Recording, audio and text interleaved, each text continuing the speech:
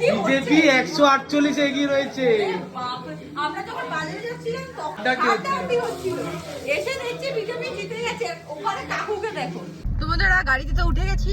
সাত সকালবেলা এই মানুষটা আমাকে বাড়ি থেকে তুলে নিয়ে চলে এসছে, কারণ ভোটের টাইমে আমি কিছুই পাবো না, ওই আমাকে ম্যাক্সিমাম নিয়ে আসে বাড়ি থেকে।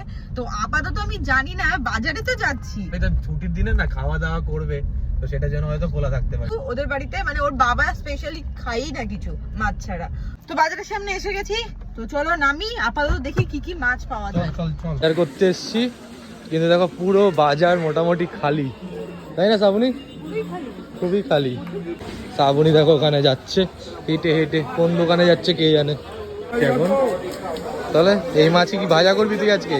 ভাজা, ডাল, টক ডাল, টক ডাল। চালটা ভিজিয়ে নিয়েছি। এবার দেখো বাজার থেকে ডিম নিয়ে এসেছি, এটা ডিমের বড়া হবে। কে করবি? তুই করবি ডিমের বড়া? দেখছি আমি পারি তো না। দেখো এই হচ্ছে বড় বড় পিসের, এই দেখো বড় বড় পিসের রুই মাছ, এটা ভাজা হবে। ডাল অলরেডি হচ্ছে ওখানে, দেখা। আর তার থেকেও বড় জিনিস কি হচ্ছে ওখানে? ওনারাই তো মেন সদস্য আমাদের। বিজেপি 148 এগিয়ে রয়েছে। আমরা যখন বাজারে যাচ্ছিলাম তখন হাড্ডাহাড্ডি হচ্ছিল, এসে দেখছি বিজেপি জিতে গেছে। ওখানে কাকুকে দেখো। মানে জাতি ধর্ম নির্বিশেষে সবাই মিলে এই ভোটটা দিয়েছে।